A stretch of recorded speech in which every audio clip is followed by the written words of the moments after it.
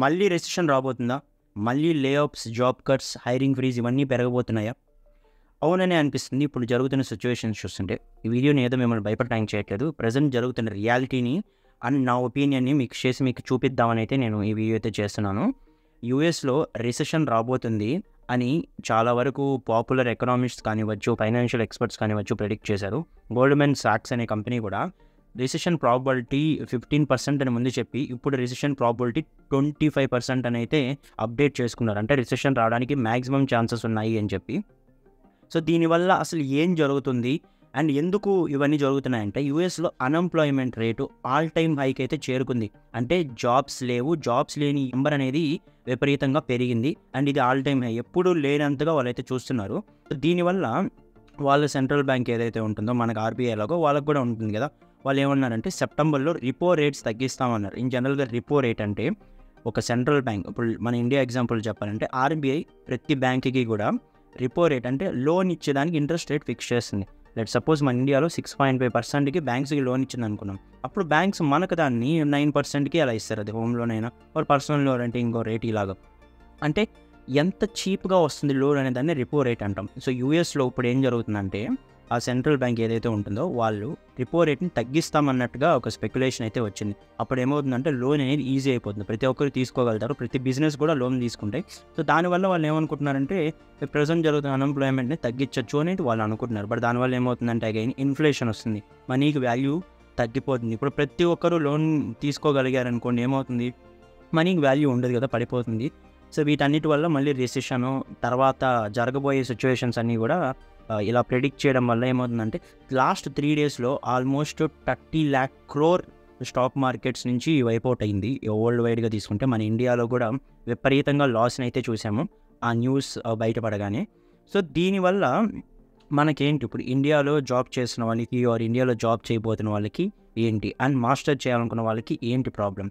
So మనం already మన ఛానల్లో చాలాసార్లు అయితే మాట్లాడుకున్నాం.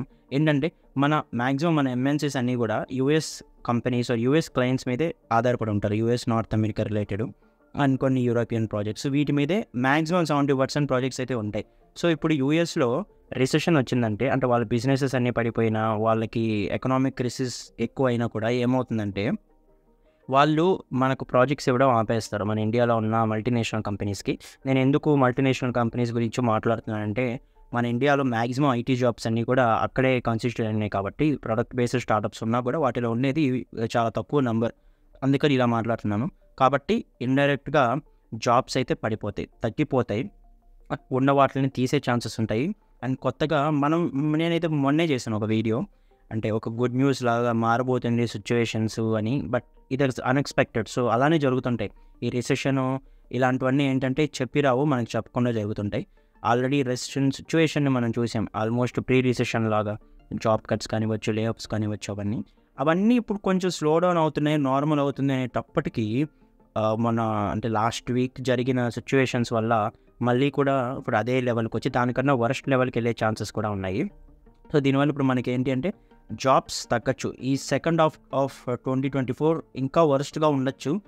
చాలామంది ఇలాగే ప్రెడిక్ట్ చేస్తున్నారు. ఇది నేను చెప్పింది కాదు, మీరు యూఎస్ రిసెషన్ అని గూగుల్లో ఒకసారి సెర్చ్ చేస్తే మీకు చాలా ఆర్టికల్స్ వస్తాయి. చాలామంది ప్రెడిక్ట్ చేస్తుంది ఏంటంటే 2024 సెకండ్ హాఫ్, ఇప్పుడు డిసెంబర్ వరకు ఏదైతే ఉందో చాలా వరస్ట్గా ఉంటుంది. అండ్ 25 ఎర్లీ మనం రిసెషన్ చూడబోతున్నాం.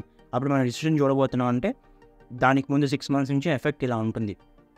కాబట్టి నేను ఒకటే రిక్వెస్ట్ చేస్తున్నాను జాబ్ సీకర్స్ అందరికీ, స్కిల్ బాగా నేర్చుకోండి. ఎవరు ఏం చెప్పినా కూడా స్కిల్ బాగా నేర్చుకుంటే మీరు ఏదో ఒక జాబ్ అయితే కొట్టచ్చు. మన ఇండియాలో డిజిటల్ లిటరసీ ఉంటే చాలా జాబ్స్ ఈజీగా కొట్టచ్చు. చాలా వరకు అది లేకే, అంటే ఇంటర్నెట్ ఎలా యూజ్ చేయాలి ఎఫెక్టివ్గా అనే విషయం తెలియకే చాలామంది జాబ్ సెర్చ్లోనే ఉండిపోతున్నారు, అన్ఎంప్లాయ్మెంట్ ఉంటుంది. సరిగ్గా మీ స్కిల్స్ని మీరు వాడుకోండి, ఇంప్రూవ్ చేసుకోండి, ఇండస్ట్రీ రెడీగా ఉండండి. దీని గురించి నేను చాలా వీడియోస్లో చెప్పాను ఎలా అలా ఉండాలని. నేను దాని గురించి మళ్ళీ సాగదీయాలనుకుంటాను, నా ఇంటెన్షన్ అది కాదు. సిచ్యువేషన్ అయితే మీకు నేను చెప్తున్నాను. జాబ్స్ అయితే ఎక్సలెంట్గా ఉంటాయని అంటే మీరు చెప్పుకున్నారు, ఎవరైనా చెప్పినా నమ్మబడలేదు. ఎందుకంటే మనం టఫ్ సిచ్యువేషన్కి రెడీగా ఉంటే, ఒకవేళ సిచ్యువేషన్ ఏమైనా ఓవర్కమ్ అయ్యేది ఓన్లీ స్పెక్యులేషన్గా బయటకు వస్తే అందరికీ హ్యాపీయే. బట్ అలా కాకపోతే మనమే సఫర్ అవ్వాల్సి వస్తుంది. చాలా వరకు నేను ఈ మధ్య సిచ్యువేషన్ చెప్తుంటే అందరూ ఏదో నేను జాబ్స్ గురించి భయపెడుతున్నా అని చెప్తున్నారు. బట్ ఏంటంటే జాబ్స్ బాగా ఉన్నాయి, మీరు ఖాళీగా కూర్చోండి, ఏం నేర్చుకోబలేదు, ఈజీగా వచ్చేస్తుంది అలా చెప్తే చాలామంది వింటారు, ఎందుకంటే వాళ్ళకి పాజిటివ్గా చెప్తున్నారు కదా అని చెప్పి. బట్ ఏమవుతుందండి అలా చెప్తే, అది రియాలిటీ కాదు. అందరికీ తెలుసు ప్రెజెంట్ ఎలా జరుగుతుందని. నేను ఇండస్ట్రీలో ఉన్నాను, నేను జాబ్ చేస్తున్నాను, మోర్ దెన్ 5 years ఎక్స్పీరియన్స్ ఉంది. మా ఫ్రెండ్స్ని నేను చూస్తున్నాను. ఈ రోజే నాకు తెలిసిన ఒక అతను లే ఆఫ్లో ఎఫెక్ట్ అయ్యాడు. ఈ రిసెషన్ న్యూస్ రాగానే యూఎస్లో ఉన్న కంపెనీ అయితే లే ఆఫ్లో తననైతే తీసేసింది. నేను ఇవన్నీ చూస్తున్నాను కాబట్టి మీకు చెప్తున్నాను, సిచ్యువేషన్ అలా ఉంది. మీరు ఇండస్ట్రీ రెడీ ఉండాలి, పర్ఫెక్ట్గా ఉండాలి, అన్ని స్కిల్స్ మీద పట్టు ఉండాలి, అడ్వాన్స్గా ఏ ట్రెండ్ అవుతుందో వాటి గురించి తెలుసుకోవాలి. మీకు మీరు అప్గ్రేడెడ్గా లేకపోతే జాబ్స్ అనేవి కష్టం. వెళ్ళే కొద్దీ ఇలానే ఉంటుంది సిచ్యువేషన్. అంటే ఛాలెంజెస్ ఫేస్ చేయడానికి మీరు రెడీగా ఉంటే, ఒకవేళ ఛాలెంజెస్ లేకపోతే ఇంకా బెస్టే కదా. కాబట్టి అందువల్ల మీరు ప్రిపేర్ అవ్వండి. నెక్స్ట్ ఇప్పుడు మనం మాస్టర్స్ చేయాలనుకున్న వాళ్ళ గురించి అయితే మాట్లాడదాం. నేను ఎంఎస్ ఇన్ యూఎస్ అని ఒక వీడియోని చేశాను. దానికి కొంచెం బాగానే రీచ్ కూడా వచ్చింది. ఆ వీడియో ఒకసారి మీరు చూడండి, ఎంఎస్ చేయాలి అనుకుంటున్న వాళ్ళు. బట్ దాన్ని వదిలేస్తే పక్కన, ఇప్పుడు మెయిన్ రీజన్ ఇంకొకటి ఏంటంటే, వాళ్ళకి మైగ్రెంట్స్ ఎక్కువ ఉన్నారు. నేను జనరల్గా చెప్పాలంటే మన ఇండియన్ స్టూడెంట్స్ కానివ్వచ్చు, చైనీస్ స్టూడెంట్స్ కానివ్వచ్చు, ఇలా ఎక్కువ ఉన్నారు యూఎస్లో. ఇంతమందికి జాబ్స్ ఇవ్వాలంటే వాళ్ళకి కొంచెం స్ట్రగుల్ అయ్యారు. ఈ రిసెషన్లో వాళ్ళు ఇదొక రీజన్గా చెప్తున్నారు. ఒకవేళ వాళ్ళకి రిసెషన్ ఇది కన్ఫర్మ్ అయితే వాళ్ళు మెయిన్గా చెప్పే రీజన్ ఏంటంటే, మన ఇండియన్ స్టూడెంట్స్ కానివచ్చు, ఇలా ఫారెన్ స్టూడెంట్స్ కానివచ్చు, వీళ్ళందరూ వచ్చి జాబులు లాక్కుంటున్నారు అని ఒక రీజన్ అయితే చెప్తున్నారు. కాబట్టి ఇది గుడ్ డేస్ అయితే కాదు. డొనాల్డ్ ట్రంప్ గురించి మనందరికీ తెలుసు. అతను వస్తాడో రాడో అది తర్వాత సంగతి. బట్ అతను వాళ్ళ కంట్రీమెన్ వాళ్ళకి ఎక్కువ సపోర్టివ్గా ఉంటాడు. కాబట్టి ఇలాంటి సిచ్యువేషనే కానీ వస్తే మనకు తెలుసు తర్వాత సిచ్యువేషన్ ఏమవుతుందని. మీరు కనుక అది మీకు ఒక long time goal, long time passion, ఎప్పటి నుంచో ప్రిపేర్ అవుతున్నారంటే ఓకే. మీకు నేను మాట్లాడట్లేదు.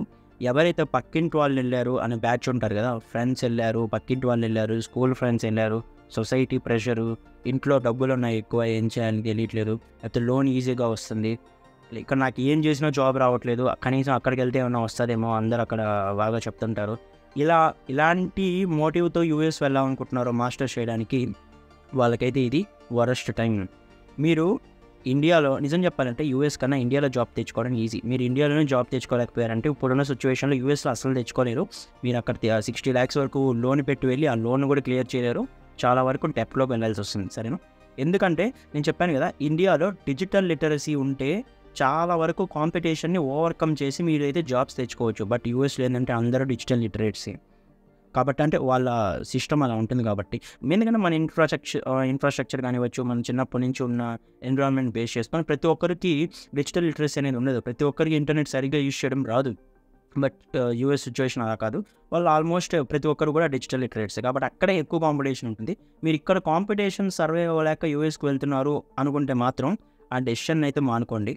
ఎందుకంటే ఇక్కడ జాబ్ తెచ్చుకోలేకపోతే అక్కడ అసలు తెచ్చుకోలేరు. అండ్ అగైన్ ఇప్పుడున్న సిచ్యువేషన్లో వెళ్ళాలి అని ప్లాన్ ఉంటే, అంటే నేను చెప్పాను కదా, మీరు long term passion, long term goal అయితే ఓకే.